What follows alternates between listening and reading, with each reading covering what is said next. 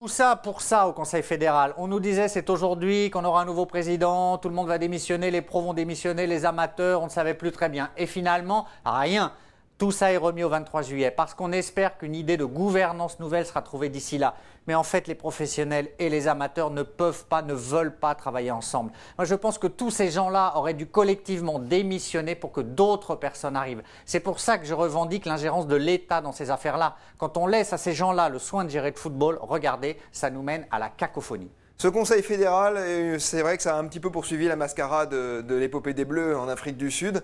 On n'en attendait pas grand-chose, cela dit, mais entre le fait que la démission de Jean-Pierre Escalette ait été reportée, qu'elle ne soit effective que le 23 juillet, et puis la sortie de Lilian Thuram, sans oublier évidemment le fait que d'autres membres du Conseil fédéral n'aient pas encore démissionné, tout ça fait encore un peu désordre. À mon avis, pour bien faire, je crois quand même que Jean-Pierre Escalette devrait être accompagné dans son départ par d'autres cadres de la FFF, et je pense en premier lieu à Gérard Rouillet qui à mon sens ne doit plus tenir son rôle de directeur technique national.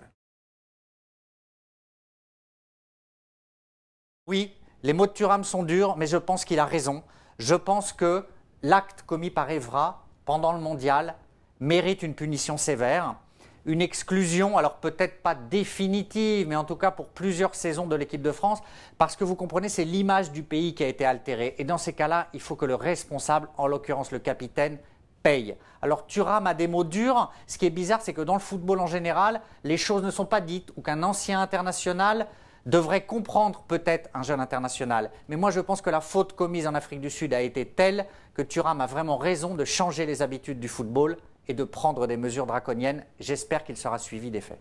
Oui, on peut se dire que Lilian Thuram a raison de réclamer des sanctions contre Patrice Evra. C'est sûr, il était capitaine de l'équipe de France. Manifestement, il était l'un des instigateurs du putsch ridicule fait par les joueurs en Afrique du Sud. Donc bien sûr, il ne doit pas s'en tirer comme ça. Maintenant, est-ce qu'il ne doit plus jamais porter le maillot de l'équipe de France? On peut se dire que c'est un petit peu exagéré. On peut se dire aussi que faire de Lilian Thuram le porte-parole de la pensée correcte en matière de football, c'est peut-être lui faire un petit peu trop d'honneur. Je trouve que parfois, on l'entend un peu trop. Il n'est qu'un membre du Conseil fédéral. Il n'aurait pas forcément dû prendre position aussi radicalement, à mon avis, sur ce point-là.